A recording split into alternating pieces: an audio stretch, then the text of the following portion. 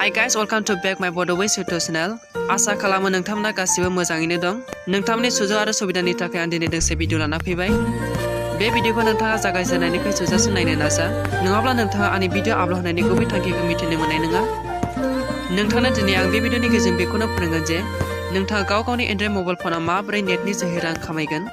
भिडिअखौ जागायनायनि सिगां नोंथांखौ गुरैयै खावलायसै नोंथाङा जुदि आंनि बड' भइस इउटुब चेनेलाव गोदान नायगिरिबा नोंथाङा आंनि बड' भइस इउटुब चेनेलखौ अननानै साबस्क्राइब खालाम।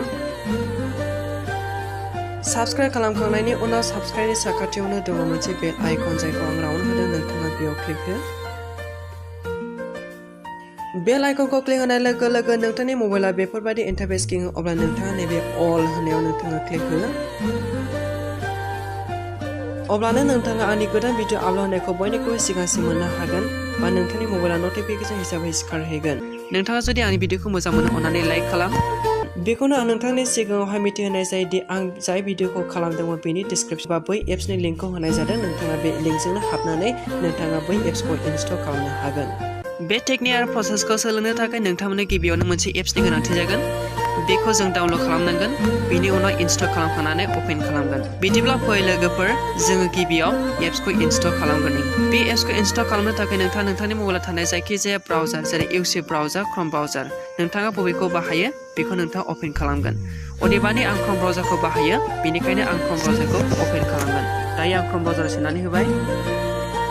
क्रम ब्राउजाराव सोखांनायनि उनाव नोंथांनि मबाइला बेबायदि पेज गिङो। नोंथाङा बेयाव नुदों सार्च अर टाइप वेब एड्रेस नोंथाङा बेयाव सार्च खालामगोन हेलौ होननानै। नोंथाङा हेलौ लिरदो। दायो आं हेलौ लिरगोन। एप्सनि मुंखौ लिरखांनायनि उनाव नोंथांनि आगदा फारसे गाहाय खनायाव नायब्ला नुनो मोनदों स्टार्ट अब्ला नोंथाङा बे स्टार्ट लिरनायाव क्लिक होगोन। दायो आं स्टार्ट लिरनायाव क्लिक होबाय। स्टार्ट लिरनायाव क्लिक होनाय लोगो लोगो नोंथांनि मबाइला बेफोरबायदि इन्टारफेस गिंबाय। बिदिब्ला नोंथाङा नोंथांनि मबाइलाव थानाय बयनिख्रुइ जौसिन नुनो मोनदों हेल' best interest best community app getting rich now.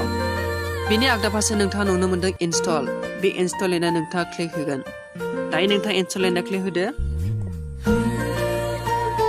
Install लिरना क्लिक होनाय लोगो लोगो नोंथांनि मबाइला बेफोरबायदि पेज गिंबाय। अब्ला नोंथाङा नोंथांनि आगदा फारसेनि गोजौआव नायब्ला गोथां गाबाव दं इनस्टल लिरनाय। बे इनस्टल लिरनायाव नोंथाङा क्लिक होबावगोन। दायो आं इनस्टल लिरना क्लिक होबावबाय। जेब्लानाखि नोंथाङा आगदा फारसे गोजौ खनायाव थानाय गोथां गाबाव इनस्टल दंमोन बे इनस्टल क्लिक होनाय लोगो लोगो नोंथांनि मबाइला बेफोरबायदि इन्टारफेस गिंबाय। बेयाव नोजोर हो जे नोंथांनि एप्सआ बांद्राय एमबि नङा। बेयाव दङ 42.97 एमबिल'। दायो इनस्टलिं जागासिनो दङ। इनस्टलिंआ कमप्लिट जाखांनायनि उनाव अपेन जादोंब्लाबो आं अपेनाव सेराखैसै मानोना बेयो आंनि मबाइलनि स्क्रिनाव इनस्टल जानानै थाखाबाय। बेखौ आं दायो अपेन खालामगोन। नोंथाङा नैबे राउन्ड होनायखौ नाय बेनो नोंथांनि मबाइलाव इनस्टल खालामनाय एप्सआ। दायो नोंथाङा बेयाव क्लिक होगोन। दायो आं क्लिक होबाय। हेल' लिरनायाव क्लिक होनाय लोगो लोगो नोंथांनि मबाइला बेफोरबायदि इन्टारफेस गिङो। अब्ला नोंथाङा बेयाव नुदों कन्टेन्ट लेंगुवेज। नोंथाङा नोंथांनि मोजां मोननाय बा नोंथांनि बुजिनाय लेंगुवेजखौ बेयाव सेलेक्ट खालामनानै लागोन। नोंथाङा गिबियाव नुदों हिन्दी। जुदि नोंथाङा हिन्दीखौ बुजिया एबा हिन्दीखौ मोजां मोनो अब्ला नोंथाङा इंलिसखौ चुज खालामगोन। दा इंलिसखौ चुज खालामनो थाखाय नोंथाङा बे हिन्दी लिरनायाव क्लिक होनानै दोनथ'गोन। दायो आं हिन्दी लिरनायाव क्लिक होनानै दोनथ'बाय।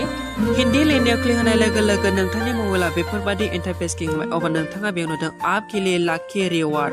नोंथाङा एपखौ अपेन खालामनाय लोगो लोगो नोंथांनि मबाइलाव अलरेडि नोंथाङा थाइसे फैसा मोननो हाखाबाय।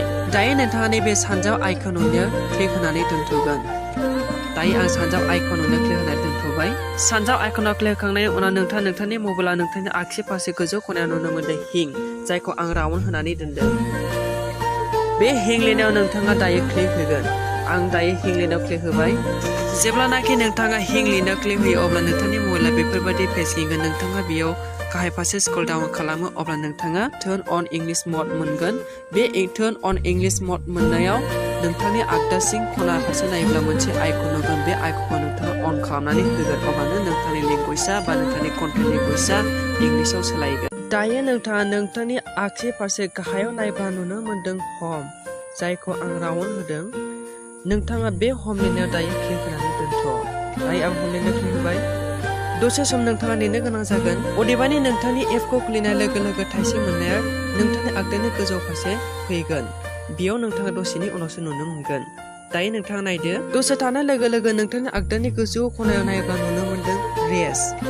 जाय गोजा आरो गोमोसिनाव दङ जायखौ आं राउन्ड होदों नोंथाङा बेयाव दायो क्लिक होगोन रेसाव सोनाय लोगो लोगो नोंथांनि मबाइला बेफोरबायदि इन्टारफेस गेंबाय नोंथाङा स्क्रल डाउन खालाम नोंथाङा जेब्लानाखि स्क्रल डाउन खालामो अब्ला इनभाइट फ्रेन्ड्स बे इनभाइट फ्रेन्ड्स होननायाव प्लास रेस 46 थाव नोंथाङा बे प्लास रेस 46 ना क्लिक होगोन दायो आं क्लिक होबाय बेनिफ्राय नोंथाङा जायखिजाया सुबुंनि शेयार खालामगोन बेखौ शेयार खालामनो थाखाय नोंथाङा नुदों शेयार इभेन्ट लिंक आरो बेनि आगदा फारसे दङ गोथांसिनाव शेयार नोंथाङा बे शेयार लिरनायाव क्लिक होगोन नाथाय आङो शेयार लिरनायाव क्लिक होआ मानोना आंहा सिगाङावनो शेयार खालामनाय गोबां दंखायो बेनिखायनो दायो नोंथाङा शेयार खालामनाय लोगो लोगो नोंथांनियाव थाइसे थाइनै बिदिनो दैलि हाबफैबाय थागोन जेसेनो हायो एसेनो नोंथाङा शेयार खालाम अब्लानो नोंथांनियाव रां हाबफैगोन शेयार लिरनायनि गायफासे बोख्लायबा नोंथाङा नुनो मोनदों रुल्स एन्ड रेगुलेशन्स बेयाव माखासे रुल्स एन्ड रेगुलेशन्सखौ स्टेप बाय स्टेप होदों नोंथाङा बेयाव नायनानै खालामनो हागोन दानिया नोंथाङा बेक होफिननानै नोंथाङा आरोबाव गोजौ थांफिनबाव गोजौ फारसे फैफिननाय लोगो लोगो नोंथाङा बेयाव नोजोर हो जे बेलेन्स रेस 4.17 आरो बेनि आगदा फारसे दङ उइथड्र नोंथाङा बे उइथड्र लिरनायाव क्लिक होनाय लोगो लोगो नोंथांनि आगसि फारसे थानाय बेलेन्सखौ नोंथांनि एकाउन्टआव ट्रेन्सफार खालामनो हागोन बा नोंथांनि बेंक एकाउन्टआव ट्रेन्सफार खालामनो हागोन बेखौ ट्रेन्सफार खालामनो थाखाय नोंथाङा उइथड्र लिरनायाव क्लिक होगोन उइथड्र लिरनायाव क्लिक होनाय लोगो लोगो नोंथांनि मबाइला बेफोरबायदि इन्टारफेस मोनगोन नोंथाङा बेयाव नोजोर हो रेस 3.00 बिनि उनाव दङ रेस 10.00 बिनि उनाव दं रेस 15.00 बिनि ओंथिया बेनोदि नोंथाङा नोंथांनि जुदि फैसाफोरा मेन बेलेन्सफोरा बेयाव हाबनानै थाफैयो अब्ला नोंथाङा बिदिनो सम 3 माब्लाबा समाव 10 थाखा माब्लाबा समाव 15 थाखा बख'नो हानाय बा नोंथांनि बेंकआव ट्रेन्सफार खालामनो हानायनि एलाउ दङ नोंथाङा बेनिख्रुइ बांसिन आरो नोंथांनि बेंकआव ट्रेन्सफार खालामनो हानाय जानाय नङा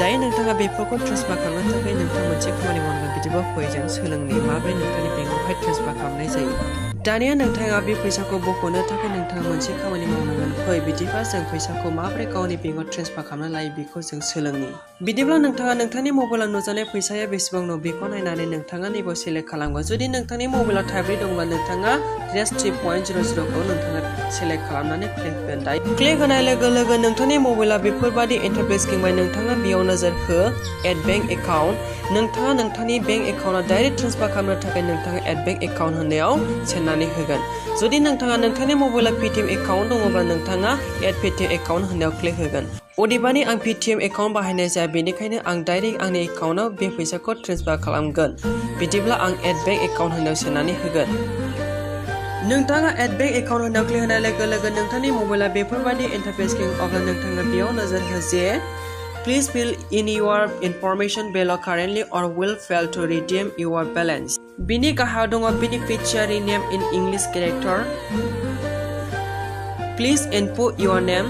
बेयाव नोंथाङा जायनि एकाउन्टखौ बाहायगोन बै बेंक एकाउन्टआव थानाय सुबुंनि नेमखौ नोंथाङा बेयाव लिरनानै होगोन जुदि नोंथाङा नोंथांनि बेंक एकाउन्टआव ट्रेन्सफार खालामनो गोसो जायो अब्ला नोंथाङा बेयाव नोंथांनि मुंखौ लिरनानै होगोन Please input your name होननायाव बिनि उनाव नोंथाङा गाहाय फारसे स्क्रल डाउन खालाम जेब्लानाखि नोंथाङा स्क्रल डाउन खालामगोन अब्ला नोंथाङा बेफोरबायदिनो माखासे अपसनफोर मोनलांगोन बेयाव नुदों बेनिफिशियारि बेंक IFSC कड नोंथांनि बेंक पासबुकआव थानाय IFSC क'डखौ नैबे प्लिज इनपुट योर क'ड होननायाव नोंथाङा लिरनानै होनांगोन जायखौ आं राउन्ड होदों बिनि नेक्स्टआव दं बेनिफिशियारि एकाउन्ट नाम्बार नोंथाङा जायनि एकाउन्टआव ट्रेन्सफार खालामनो गोसो बे एकाउन्ट नाम्बारखौ नोंथाङा बे प्लिज इनपुट योर एकाउन्ट होनना नोंथाङा सोनानै होगोन आरो गाहाय फारसे बोख्लायबा नोंथाङा नुनो मोनदों I agree with the requirement बिनि आगसि फारसे दङ मोनसे राउन्ड महरनि जायखौ आं राउन्ड होदों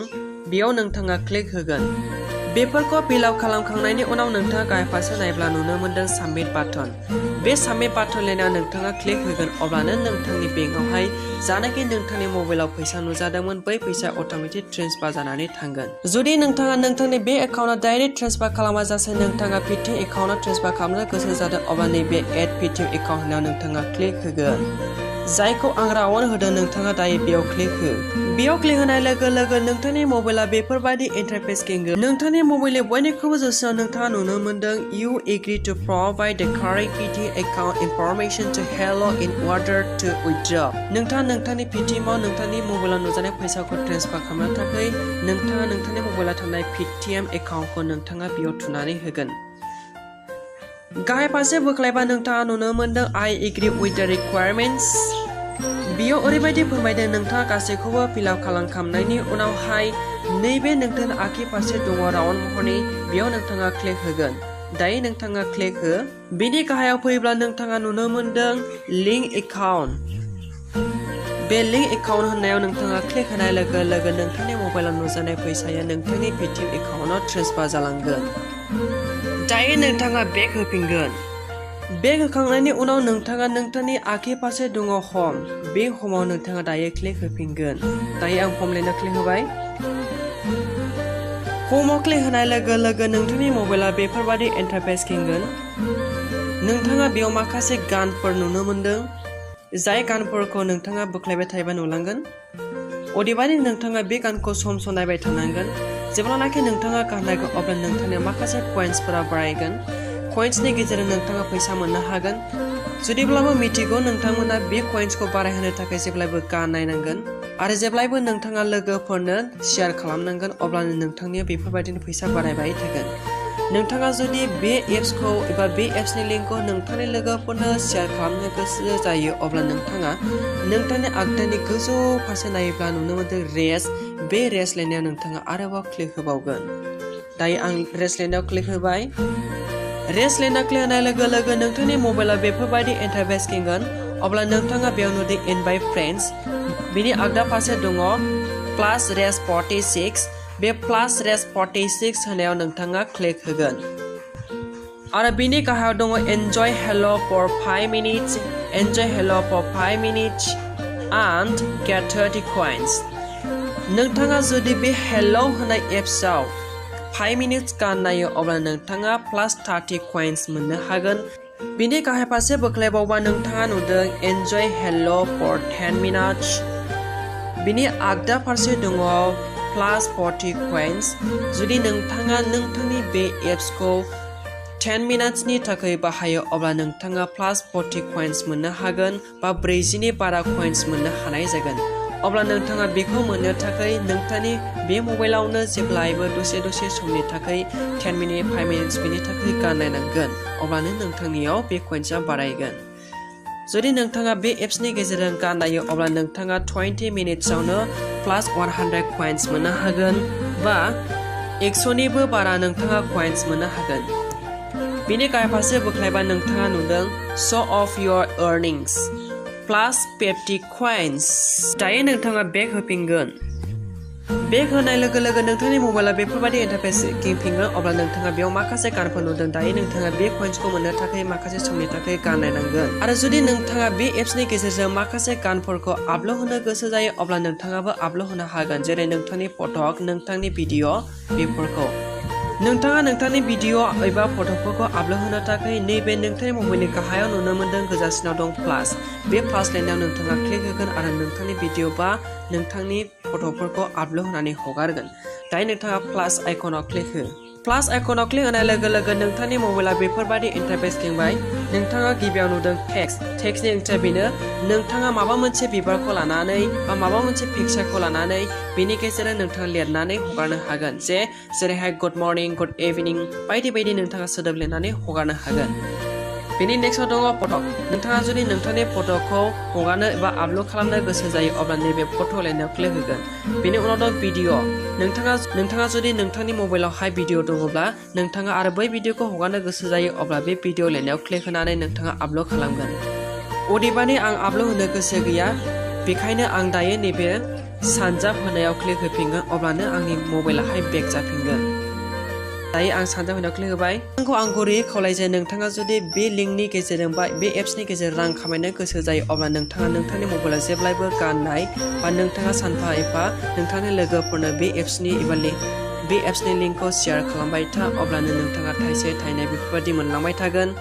नोंथाङा नोंथांनि मबाइलाव नुजानाय बेलेन्सखौहाय नोंथांनि बेंक एकाउन्टआव ट्रेन्सफार खालामखांनायनि उनाव नोंथाङा भिडिअ एबा फट' आपल'ड खालामनायनि उनाव दायो नोंथाङा जुदि नोंथांनि एकाउन्टखौ लग आउट खालामनो गोसो जायो अब्ला नोंथाङा फै जों सोलोंनि।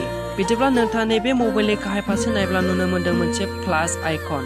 बे प्लास आइकननि सिङाव दं मी लिरनाय। बे मी लिरनायाव क्लिक होगोन। नाथाय नोंथाङा बेखौ गोसो हो जि नोंथांनि मबाइलाव माब्लाबा नैबे आगदा फारसे गोथांसिनाव थायो जाय जादों नोंथांनि प्रफाइल। बे प्रफाइलाव नोंथाङा क्लिक होगोन। अदेबानि आं नोंथांमोननि सिगाङाव दिनै बे भिडिअखौ मबाइलखौ रेक्टेंगुलार लानानै बानायनाय जादों, बेनिखायनो आंनिया नैबे प्लासनि सिङाव थाफैदों। नाथाय बांसिनानो नैबे नोंथांनि आगदा फारसेहाय थानाय जायो। दायो आं बे प्रफाइलाव क्लिक होगोन। प्रफाइलाव क्लिक होनाय लोगो लोगो नोंथांनि मबाइला बेफोरबायदि इन्टारफेस खेंगोन। जुदि नोंथाङा नोंथांनि मबाइल नाम्बारनि अनगायै गुबुन मबाइल नाम्बारखौ होनानै फिन आरोबाव एकाउन्ट क्रिएट खालामनो गोसो जायोबा अब्ला नोंथाङा नैबे आंनि राउन्ड होनाय नुदोंना? बे राउन्ड होनायनि सिङाव दं मोनसे आइकन। बे आइकनावहाय नोंथाङा क्लिक होगोन। दायो आं बे आइकनाव क्लिक होबाय। नोंथाङा बे आइकनाव क्लिक होखांनायनि उनाव नोंथांनि मबाइला बेफोरबायदि इन्टारफेस खेंगोन। नोंथाङा बे मबाइलनि गाहाय फारसे नायब्ला नुनो मोन्दों प्लास आइकन जायखौ आं राउन्ड होदों। बेनि साखाथियाव दङ एड एकाउन्ट। जुदि नोंथाङा गुबुननि फन नाम्बारजों आरोबाव गोदानै एकाउन्ट खुलिनो गोसो जादों अब्ला नोंथाङा नैबे प्लास आइकनाव क्लिक होगोन। दायो आं प्लास आइकनाव क्लिक होबाय। प्लास आइकनाव क्लिक होनाय लोगो लोगो नोंथांनि मबाइला बेफोरबायदि पेज खेंगोन। नोंथाङा बेयाव नुदों साइन आप। बेनि गाहायाव दङ +91 एन्टार इउर फन नाम्बार। बिदिब्ला नोंथाङा नैबे +91 एन्टार इउर फन नाम्बार होनायाव नोंथाङा जाय फन नाम्बारजों एकाउन्ट खुलिनो गोसो जादों बै नाम्बारखौहाय नैबे एन्टार इउर फन नाम्बार होनायाव नोंथाङा थुनानै होगोन। बेखौ थुखांनायनि उनाव नोंथांनि मबाइलनि गाहाय फारसे नायब्ला नुनो मोन्दों नेक्स्ट। बे नेक्स्ट लिरनायाव नोंथाङा क्लिक होगोन। अदेबानि आं बे नेक्स्ट लिरनायखौ राउन्ड होनानै दोनदों। नाथाय दायो आङो गोदानै एकाउन्ट खुलिनो गोसो गैया, मानोना नोंथांमोननो माखासे टेकनिक आरो प्रसेसखौ खोन्थाबावनांगौ, बेनिखायनो आं बेक होफिनगोन। बेक होफिननाय लोगो लोगो नोंथांनि आगोलनि पेजआव फैफिनगोन। दानिया नोंथाङा जुदि सिगां एकाउन्ट खुलिनाय समाव नोंथाङा नोंथांनि फट'खौ प्रफाइल हिसाबै दोननो रोङाखै आरो दायो नोंथाङा प्रफाइल हिसाबै दोननो गोसो जाफिनो अब्ला नोंथाङा नैबे इडिट प्रफाइल लाइनाव क्लिक होगोन। दायो आं इडिट प्रफाइल लाइनाव क्लिक होबाय। इडिट प्रफाइल लाइनाव क्लिक होनाय लोगो लोगो नोंथांनि मबाइला बेफोरबायदि इन्टारफेस खेंबाय। अब्ला नोंथाङा नोंथांनि आगसि फारसे नायब्ला नुनो मोन्दों मोनसे केमेरा आइकन। बे केमेरा आइकनखौ आं राउन्ड होनानै दोनदों। नोंथाङा बेयाव क्लिक होगोन। बेयाव क्लिक होनाय लोगो लोगो बेफोरबायदि माखासे पिक्चार सिखारगोन। अदेबानि बेफोर पिक्चारफोरा नोंथांनि मबाइलाव थानाय गेलारिनि पिक्चार। दानिया नोंथाङा जुदि बबेबा पिक्चारखौ सेलेक्ट खालामनानै प्रफाइल हिसाबै दोननो गोसो जायो अब्ला नैबे राउन्ड होनाय सिनाव नोंथाङा क्लिक होनानै दान होगोन। आरो बेफोरखौ नोंथाङा जुदि मोजां मोनाखै, नोंथाङा जुदि नोंथांनि फसायनाय पिक्चारा बेयाव फैयाखैब्ला नोंथाङा नोंथांनि मबाइलनि गोजौआव नुदों अल फट'स। बेनि गाहायाव दं मोनसे आइकन। बे आइकनाव क्लिक होनानै नोंथाङा चुज खालामगोन। जुदि नोंथाङा गावखौनो केमेराजों शुट खालामनानै बा सोरखौबा केमेराजों शुट खालामनानै डाइरेक्ट हगारनो गोसो जायो अब्ला नैबे टेक ए फट' होनायाव नोंथाङा क्लिक होगोन। बेयाव क्लिक होनाय लोगो लोगो नोंथाङा केमेरा शुट खालामनो हानाय गोहोआव फैगोन। दा बेफोरखौ क्लिक होखांनायनि उनाव नोंथाङा जुदि प्रफाइल हिसाबै दोननो गोसो जाया अब्ला नोंथांनि आगसि फारसे गोजौआव नायब्ला नुनो मोन्दों दान, जाय गोजा सिंनि आन्दाराव दं। बेयाव नोंथाङा क्लिक होगोन। नाथाय आं बेखौबो क्लिक होनानै प्रफाइल हिसाबै दोननो गोसो गैया, मानोना आं माखासे टेकनिक नोंथांमोनखौ फोरोंबावगोन। बिदिब्ला आं बेक होगोन। बेफोरखौ मावखांनायनि उनाव नोंथाङा जुदि नोंथांनि एकाउन्टखौ लग आउट खालामनो गोसो जायो अब्ला नोंथांनि आगसि फारसे गोजौआव खनायाव नायब्ला नुनो मोन्दों मोनसे राउन्ड महरनि, जायखौ आं राउन्ड सिन होदों। नोंथाङा बे राउन्डआव क्लिक होगोन। दायो आं क्लिक होबाय। क्लिक होनाय लोगो लोगो नोंथांनि मबाइला बेफोरबायदि इन्टारफेस खेंबाय। अब्ला नोंथाङा गाहाय फारसे स्क्रल डाउन खालाम। जेब्लानाखि स्क्रल डाउन खालामगोन अब्ला नोंथाङा गाहाय फारसेयाव नुनो मोन्दों गोजा सिनाव दङ लग आउट। बिदिब्ला नोंथाङा बेयाव सोनानै होगोन। दायो आं लग आउट होनायाव सोनानै होबाय। लग आउट होनायाव सोना होनाय लोगो लोगो नोंथांनि मबाइला बेफोरबायदि इन्टारफेस खेंबाय। अब्ला नोंथाङा नोंथांनि आगदा फारसे गोजा सिनाव नुदों लग आउट। जुदि नोंथाङा बे एकाउन्टखौ लग आउट खालामनो गोसो जायो अब्ला बे लग आउट लिरनायाव नोंथाङा क्लिक होगोन। नाथाय नोंथाङा जुदि खालामनो गोसो जाया अब्ला नैबे नोंथांनि आगसि फारसे नुदों केन्सेल। बे केन्सेल लिरनायाव क्लिक होगोन। अदेबानि आं खालामनो गोसो गैया, बेनिखायनो आं केन्सेल लिरनायाव क्लिक होगोन। दायो आं बेक फैफिनगोन। आसा खालामो नोंथाङा आंनि भिडिअखौ नायनानै मोजां मोनबाय। जुदि नोंथाङा आंनि भिडिअखौ नायनानै मोजां मोनदोंबा अन्नानै लाइक खालाम। नोंथाङा जुदि आंनि बड' वइस इउटुब चेनेलाव गोदान नायगिरिबा नोंथाङा आंनि बड' वइस इउटुब चेनेलखौ साबस्क्राइब खालामनो दाबाव। आरो साबस्क्राइब खालामखांनायनि उनाव साबस्क्राइबनि साखाथियाव दङ बेल आइकन। नोंथाङा बे आइकनाव क्लिक हो। जाहाथे आंनि गोदान भिडिअ आपल'ड होनायखौ नोंथाङा बयनिख्रुइ सिगांसिन मोनोबा नोंथांनि मबाइलाव नटिफिकेसन हिसाबै सिखारहोयो। मिजिंथियो नोंथाङा जुदि आंनि चेनेलखौ साबस्क्राइब खालामनानै लानो हाया अब्ला नोंथाङा बेफोरबायदि फ्रेश नलेजखौ मोननो हानाय नङा। जुदि नोंथाङा आंनि बड' भइस इउटुब चेनेलखौ साबस्क्राइब खालामना लागोन अब्ला नोंथाङा गोसो बायदि मोजां नलेज एबा मोजां टेकनिकफोरखौ नोंथाङा रोंगोन बेखौ आं मिजिंथियो। नोंथाङा आंनि भिडिअखौ जोबजासिम नायनायनि थाखाय रोजा साबायखर। थेंक इउ फर वाचिं माय भिडिअ। गोजोन्थों।